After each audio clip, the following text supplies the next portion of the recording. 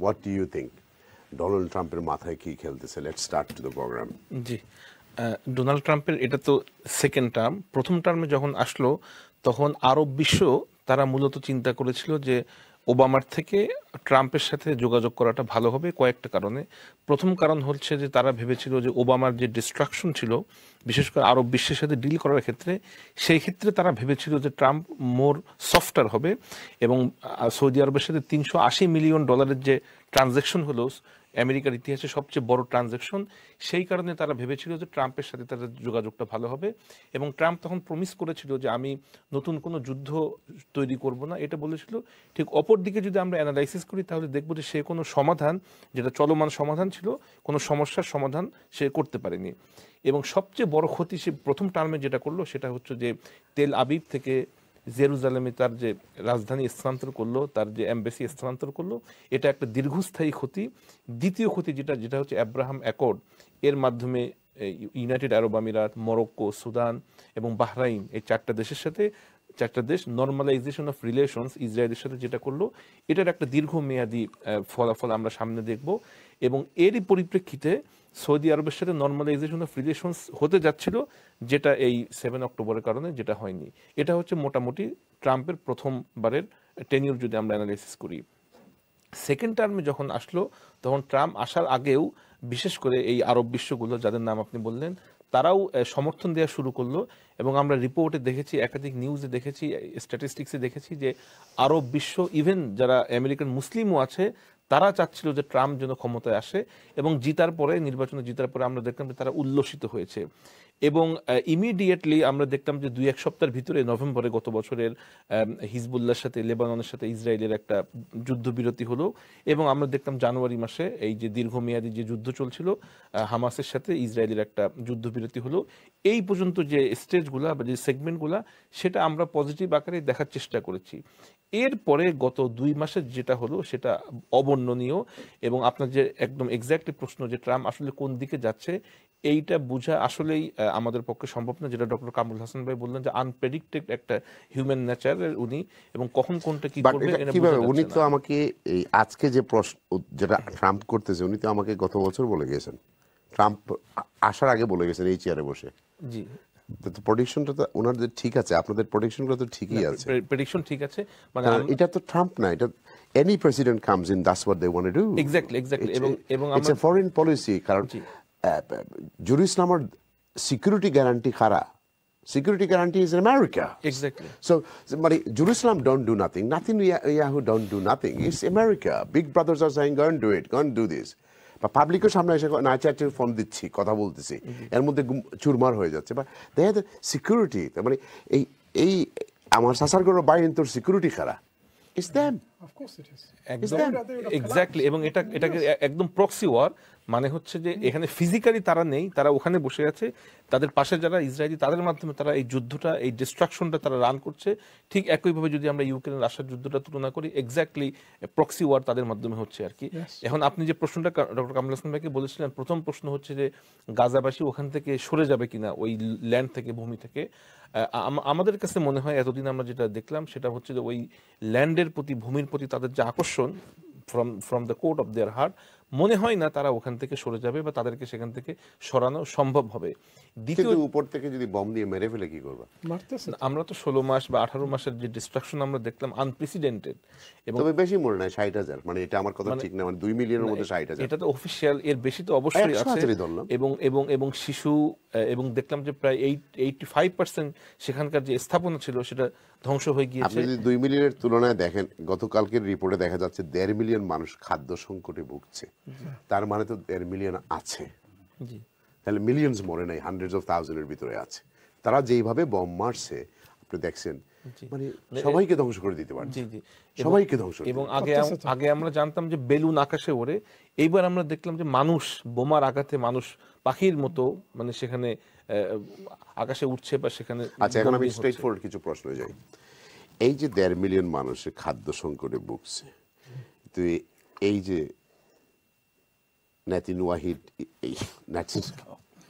এটার নামও আমার ভালোভাবে আসে না, যাই হোক, এই জেরুজালেমের সবাই মানুষের রাস্তাঘাট বন্ধ করে খাবার তো মানুষের কাছে পৌঁছতেছে না। এই যে মানুষগুলা, এই ইন্টারন্যাশনাল আইন আদালত এগুলো দিয়ে কি হবে? এগুলো কি আসলে দরকার? আর এগুলো কি দরকার আসলে আমাকে বলেন। তো আপনাকে আমি রেস্টুরেন্ট দিলাম, আমেরিকা থেকে গিয়ে সে বসে বলতেছে এগুলো সব ভুয়া, এগুলো এটাকে বিদায় করো, বন্ধ করো। এর মধ্যে প্রেসিডেন্ট ট্রাম্প বলতেছে ফান্ডিং বন্ধ। You know, so এইসব what is this nonsense? The world is gone. There is no more এই যে কোন রকমের আইন আদালত বলতে কোনো শব্দই নাই। The law and order is not working. না, আমি আপনার সাথে সে যখন ফ্লাই করলো তখন মানে 400 কিলোমিটারের চেয়ে বেশি সে অন্য জায়গায় মানে নাটকীয় অবস্থা, but what ever it is, মানে ওইখানে বম মারবেন, ওই ল্যান্ডের মধ্য দিয়ে গেলেও যে তাকে অ্যারেস্ট করতো, অ্যারেস্ট করবে কিভাবে, সে শুট করবে না, তাই না? I don't believe that.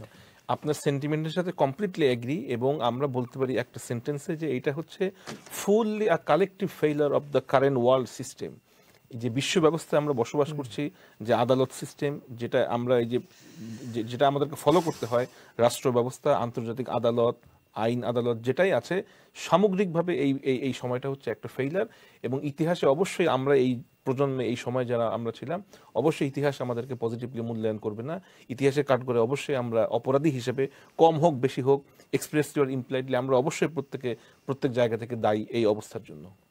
Right, tell me, this is not outside script. Why Saudi is so quiet, don't do nothing?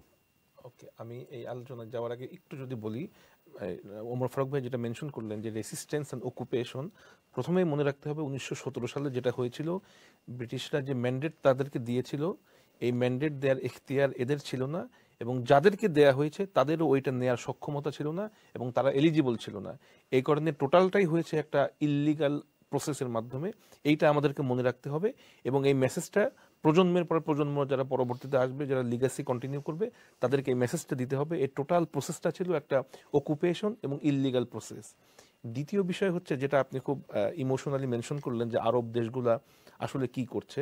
এটা আমরা জানি যে 1948 সালে হঠাৎ করে একদিনের ব্যবধানে যে ডিক্লারেশনটা দেয়া হলো, অর্থাৎ ম্যান্ডেট শেষ হওয়ার আগের দিন যে ইহুদি রাষ্ট্র গঠন করা হলো, এবং তার পরের দিনই যে এর পরে গ্রামগুলো জ্বালিয়ে দেয়া হলো, হঠাৎ করে কোনো প্রিপারেশন ছাড়া। এবং এরপরে আমরা দেখলাম 67 সালে, 73 সালে আবার দুইটা বড় আকারে যুদ্ধ হলো, এবং প্রতিবারই কিন্তু আরবরা যে যুদ্ধে অংশগ্রহণ করলো, তারা কিন্তু কিছু না কিছু জমি তারা হারালো, গোলান মালভূমি তারা হারালো, সিনাই পর্বত তারা হারালো, এবং শেষ পর্যায়ে আমরা দেখতাম 93 সালে এসে একটা অস্ত্র শান্তি চুক্তি হলো, 2 স্টেট সলিউশন, এবং সেটাও কিন্তু মানা হয় না। 2 স্টেট সলিউশন যেটা হলো সেটাও কিন্তু মানা হয় না। এখানে আমরা অবশ্যই আরব রাষ্ট্র যারা আছে, যেটা আপনি মেনশন করলেন, তাদের ফেইলিয়ার আছে, বাট আমরা যদি লক্ষ্য করি তাদের যে রাষ্ট্রের যে কাঠামো, সেখানে আমরা জানি যে তারা মূলত এটা নির্ভর করে তাদের রাজতান্ত্রিক যে ব্যবস্থা, সেইখানে তারা জনগণকে ভয় পায়, জনগণকে তারা পাওয়ার দিতে চায় না, এবং একইভাবে তারা আমেরিকার উপরে সম্পূর্ণ নির্ভরশীল, তাদের সিকিউরিটি, তাদের সামরিক সিস্টেম।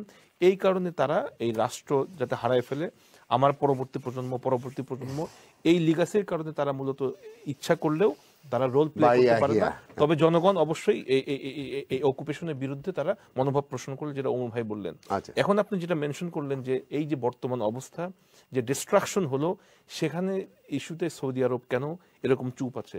আমরা যে বললাম যে তাদের যে রাজতান্ত্রিক যে ব্যবস্থা, সেই ব্যবস্থার কারণে, এবং মোহাম্মদ বিন সালমান যিনি এখন ক্রাউন প্রিন্স, অথবা যিনি head of the whole power, তার যে রোল আমরা দেখতাম বিগত কয়েক বছরে, অবশ্যই আমাদের ভিতরে সন্দেহ হয় যে তার মূল ইন্টেনশন কি। কারণ সৌদি আরবের যে স্ট্রাকচার, যে কালচার, এবং যে বছরের পর বছর তাদের যে ট্রেডিশন ছিল, সেখান থেকে সম্পূর্ণ উনি ভিন্নভাবে যে রাষ্ট্রকে চালাচ্ছে, সেই ব্যাপারে অবশ্যই যারা মুসলিম জনশক্তি আছে সারা বিশ্বের, তাদের অবশ্যই সন্দেহ আছে, এবং এটা কোন দিকে যাবে সেটা আমরা এখনো জানি না। আপনার কথায় যদি আসি, আপনি বললেন যে আমরা এখানে বসে আমরা কি রোল প্লে করছি, এটা পরে, এটা লাস্টে কনক্লুশন। এখন আমাকে বলেন, এটা স্ক্রিপ্টের বাইরের কথা, সৌদির যদি বড় বড় স্কলাররা বলে যে হামাস হচ্ছে ইসলামের ডিসগ্রেস, ওইটা কি মুসলমান রাষ্ট্র? এরা কি ভালো ইমাম? এরা কি কোরআন পড়েছে? So what are we talking? আমরা এইসব প্রোগ্রাম করে হবে কি? আপনারা যেখানে গিয়ে বিলিয়নস অফ পাউন্ড দিয়ে হজ করেন, উমরা করেন, সেই স্টেটের রাজা বলতেছে তোর হামাস তো এরা ইসলামের নামে একটা কলঙ্ক বাংলায়। নাও ইউ টেল মি, ভাই আপনাকে জিজ্ঞাসা, আপনি আরো বিপদে বলাইবে আমার। Can you not see that they are working together to get rid of the Palestinians? Can you not see the South is involved with? Can you not see this? আপনারা এত সব গবেষণা করেন কিন্তু কথা বলেন। আমি তো নিয়ত করছি আর এখানে না গেলে চলবে আমার। না, হ্যাঁ? জি। আমার ওখানে হজে যেতেও হবে না, হজ করে ফেলেছি একবার, বাকি ধরে রাখা। উমরাও করে ফেলেছি একবার না অনেকবার, টেলিভিশনে লাইভ দেখিয়েছি, চ্যানেল এসে হজ উমরা। I don't need to go. বাকি তার নামটাও তো চেঞ্জ করা দরকার। তার নামে মোহাম্মদ রাখার কোনো প্রয়োজন আছে? তার নামে কি মোহাম্মদ রাখার দরকার আছে? You tell me, because I see totally different. আমি দেখি যে এরা মিলেই ওইদিকে দুই চারটা মারে, ইয়েমেনি গরিব। আমরা সিলেটিরা যখন বিলাত আসা শুরু করলাম, ইয়েমেনিরা তখন সিলেট যাওয়া শুরু করলো। ইতিহাসে এরকম, বিকজ দে আর ট্রাভেলার্স। তারা কোনোদিনই ধনী ছিল না, দে আর travellers, right?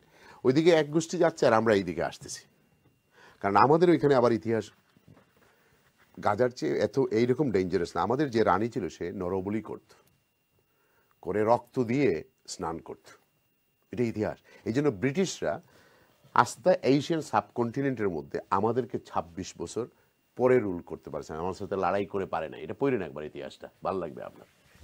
So you like it, you like it, you like it, you like ইট।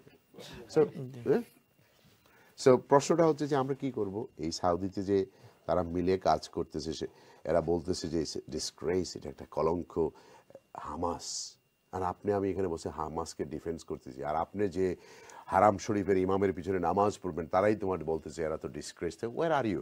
আপনি আমাকে বলেন কোরআন কি বলে আর হাদিস কি বলে, একটু শুনি আপনার। না, আপনার সেন্টিমেন্টের সাথে সম্পূর্ণ শ্রদ্ধা রেখে আর কি, আমরা জানি যে যদি একটু ধর্মীয় দৃষ্টিতে দেখি, ইসলামের প্রত্যেকটা জায়গায়, ইভেন কোরআন শরীফেও বলা আছে যেখানে জান্নাতের কথা ওখানে জাহান্নামের কথা, এক জায়গায় ভালো কথা ঠিক পরক্ষণে বলা আছে খারাপের কথা। অর্থাৎ ভালো এবং খারাপ এইটা সমস্তরে একইভাবে, একই সমান্তরিকভাবে এটা চলতে থাকবে কিয়ামত পর্যন্ত। এর ভিতরে যারা ভালো কাজ করবে আর যারা মন্দ কাজ করবে তাদের রেওয়ার্ড, তাদের পানিশমেন্ট তারা পাবে। এবং কোরআনে স্পেসিফিক্যালি বলা আছে লা ইস্তাবি আসহাবুন নার ওয়া আসহাবুল জান্নাহ, আসহাবুল জান্নাহ হুমুল ফাইজুন। যারা জান্নাতের অধিবাসী হবে তাদের কর্মের মাধ্যমে, আর যারা কর্মের প্রতিফল স্বরূপ জাহান্নামে যাবে তারা এক রকম না। এবং যারা সত্যিকার অর্থে ভালো কাজ করবে যে অবস্থায় হোক তারাই মূলত সফল কাম। এখন কথা হচ্ছে যে আমরা তো মুসলিম দেশ, সৌদি আরব, আমরা আমাদের ভাই হওয়ার কথা, তারা কেন এই রোল প্লে করছে? হাদিসে স্পষ্ট বলা আছে, সহি হাদিসে, যে এমন সময় আসবে মানুষজন সকালে ঘুম থেকে উঠবে ইমানদার হিসেবে, সন্ধ্যাবেলায় সে বেঈমান হিসেবে, অর্থাৎ ইমান তার থাকবে না তার কর্মের কারণে, তার পজিশনের কারণে। এই জন্য আপনার যে অবস্থা, আপনার রিয়ালাইজেশন, আপনার অবজারভেশন ইজ অ্যাবসলিউটলি কারেক্ট। আমরা দেখতে পাচ্ছি যে হওয়ার কথা সে আমাদের পক্ষে থাকবে, কিন্তু কার্যত দেখা যাচ্ছে তার রোল, তার অ্যাকশন, তার ইনঅ্যাকশন, তার ওমিশন প্রত্যেকটাই হচ্ছে ইমানের যে দাবি সে দাবির সম্পূর্ণ বিপরীত। এবং এই জন্য আপনি যদি একটু লক্ষ্য করেন, যদিও এটা এরকম প্রোগ্রামে বলা ঠিক না, বিগত 50 বা 100 বছরে যদি আপনি আরবদের কন্ট্রিবিউশন দেখেন টু দ্য মুসলিম উম্মাহ or to the development, to the whole world, আপনি দেখবেন যে আরবদের থেকে অনারব যারা আছে ইসলামের ক্ষেত্রে তাদের অবদান আরও বেশি। ইমাম বুখারী উনি আরব ছিলেন না। ইভেন আমরা যদি এই যে সিহা সিত্তা, 6টা অথেন্টিক হাদিস বুক যারা কম্পাইল করেছেন তারা কেউই কিন্তু আরব অরিজিন ছিলেন না। এই জন্য আমরা যদি ফর এক্সাম্পল আমাদের সাউথ এশিয়ান কনটেক্সটে যদি আমরা দেখি, তাহলে ইসলামের প্রতি যে কন্ট্রিবিউশন, বই লেখা, আরো অনেক গুরুত্বপূর্ণ আমার ভাইকে নন আরবদের কন্ট্রিবিউশন আরো বেশি। সহজ করি, আমরা এই বিগত 18 মাসে অনেক কিছু অ্যাচিভ করেছি। এবং এই ইস্যুটা যদি আমরা শুধু আমেরিকার দিকে তাকাই, যে ছাত্রগুলো আমেরিকান অরিজিন, আমেরিকান বর্ন বট আপ, তারাও কিন্তু এই ইস্যুটাকে প্রোটেস্ট করেছে। এবং আমরা দেখতাম হার্ভার্ড ইউনিভার্সিটির $200 কোটি তাদের যে বিনিয়োগ, সেটা তাদের যে অর্থ বরাদ্দ সেটা ক্যান্সেল করা হয়েছে। এই প্রোটেস্টের কারণে, এই রেজিস্ট্যান্সের কারণে এই পুরা প্যালেস্টাইন ইস্যুটাই সারা বিশ্বের মানুষের কাছে একটা লাইভ ইস্যু হয়ে এটা দাঁড়িয়েছে। অনেক মানুষ যারা আগে জানতো না তারা বিষয়টা জেনেছে। এবং আমরা দেখেছি রাস্তায় হাজার হাজার মানুষ এই যে প্রোটেস্ট, এই যে লিফলেট, এই যে বিভিন্ন প্লেকার্ড নিয়ে তারা রাস্তায় দাঁড়িয়েছে। এর কারণটাই হয়েছে যে পুরো ইস্যুটা এবং এইটাই হচ্ছে বর্তমানে সবচেয়ে গুরুত্বপূর্ণ সময়, যেখানে পৃথিবীর সবচেয়ে বেশিরভাগ মানুষ এই কজটাকে সাপোর্ট করে। এবং যার রিফ্লেকশন আমরা দেখেছি ইউএনএ 143টা রাষ্ট্র তারা সাপোর্ট করেছে যে এই যুদ্ধ বিরতি কার্যকর হোক এবং প্যালেস্টাইনকে রাষ্ট্র হিসেবে স্বীকৃতি দেওয়া হোক। এই জন্য আমরা ছোট ছোট যে পদক্ষেপগুলো আছে, এই পদক্ষেপের কারণেই কিন্তু এই ইস্যুটা এখনো পৃথিবীর মানুষের কাছে জীবন্ত আছে, লাইভ আছে। এবং এই মেসেজটা পরবর্তী জেনারেশনের কাছে আমাদেরকে অবশ্যই পৌঁছাতে হবে।